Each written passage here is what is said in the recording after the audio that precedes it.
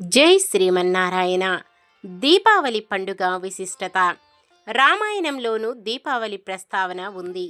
పురాణ కథనం ప్రకారం భూదేవి వరాహస్వామికి అసుర సమయంలో జన్మించిన నరకాసురుడు శ్రీహరి చేతిలో చావులేని విధంగా తల్లి చేతిలోనే మరణించేలా వరం పొందుతాడు. వరగర్వంతో లోక కంటకుడిగా తయారైన నరకుడు ముల్లోకాలను పట్టి పీడించాడు. నరకాసురుడి బాధలు భరించలేని దేవతలు, మునులు, గంధర్వులు శ్రీహరికి తమ గోడు వెళ్ళబోసుకున్నారు.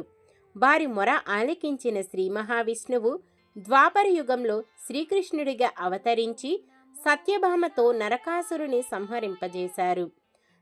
నరకాసుర సంహారంతో అందరూ ఆనందంగా పండుగ చేసుకున్నారు. చతుర్దశి నాడు నరకుడి మరణించగా ఆ తర్వాత రోజు దీపాలు వెలిగించి సంబరాలు చేసుకున్నారు. దీపావళి అంటే దీపాల వరుస అని అర్థం. కొన్ని ప్రాంతాల్లో దీపావళిని 5 రోజుల పండుగగా జరుపుకుంటారు.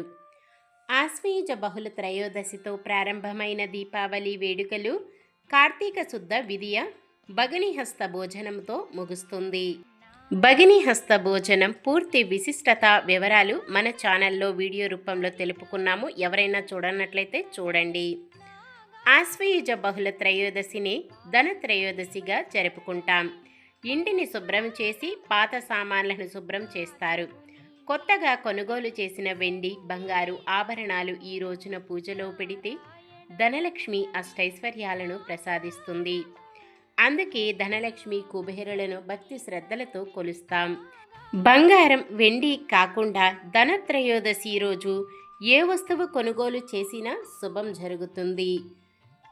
అమృతం కోసం దేవతలు క్షీరసాగరాన్ని మదించినప్పుడు ధనత్రయోదశి రోజునే లక్ష్మీదేవి ఉద్భవించినట్టు పురాణాలు చెబుతున్నాయి.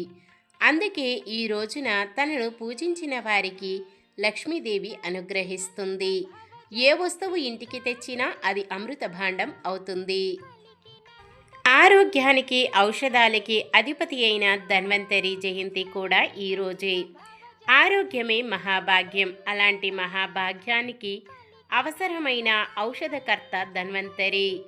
ఆయన కూడా క్షీరసాగర మదనంలో లక్ష్మీదేవి, కామధేనువు, కల్పవృక్షం, ఐరావతం లాంటి దివ్య శక్తులతో పాటు ధన్వంతరి ఆవిర్భవించారు. ఒక చేతిలో అమృత భాండం, మరొక చేతిలో ఆయుర్వేద గ్రంథాలతో పాల సముద్రం నుంచి తరలివచ్చారు. ఇంకా ఉంది నెక్స్ట్ వీడియోలో, తప్పకుండా చూడండి.